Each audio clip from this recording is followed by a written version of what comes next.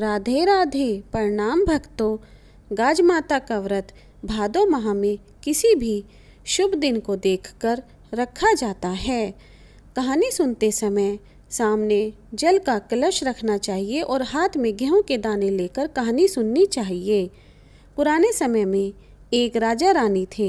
उनके कोई संतान नहीं थी, इस कारण वे बड़े दुखी थे।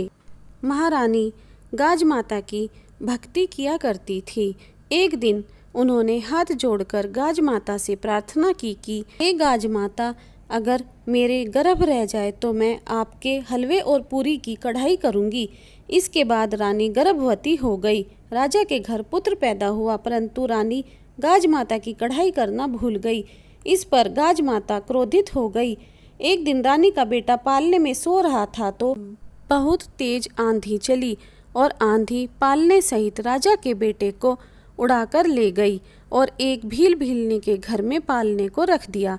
जब भील भीलनी जंगल से घर आए तो उन्होंने अपने घर में एक लड़के को पालने में सोता पाया। भील भीलनी के कोई संतान न थी। भगवान का प्रसाद समझकर भील दंपत्ति बहुत प्रसन्न हुए। उसी नगर में एक धोबी रहता था जो राजा और भील दोनों के कपड़े धोता था। धोबी राजा के महल में कपड़े देने गया तो महल में शोर हो रहा था कि गाज माता लड़के को उठाकर ले गई।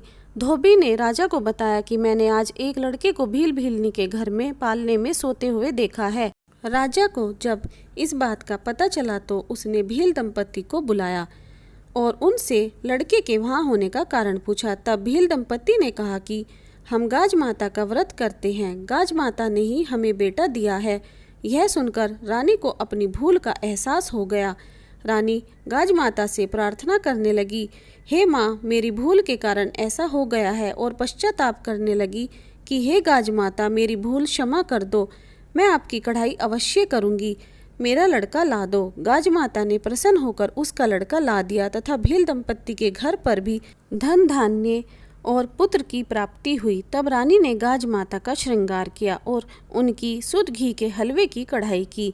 हे गाज माता, जैसे तुमने भील दंपत्ति को धन दौलत और पुत्र दिया तथा रानी का पुत्र वापस ला दिया, उसी तरह हे माता सबको धन और पुत्र देकर संपन्न रखना। गाज माता की जय।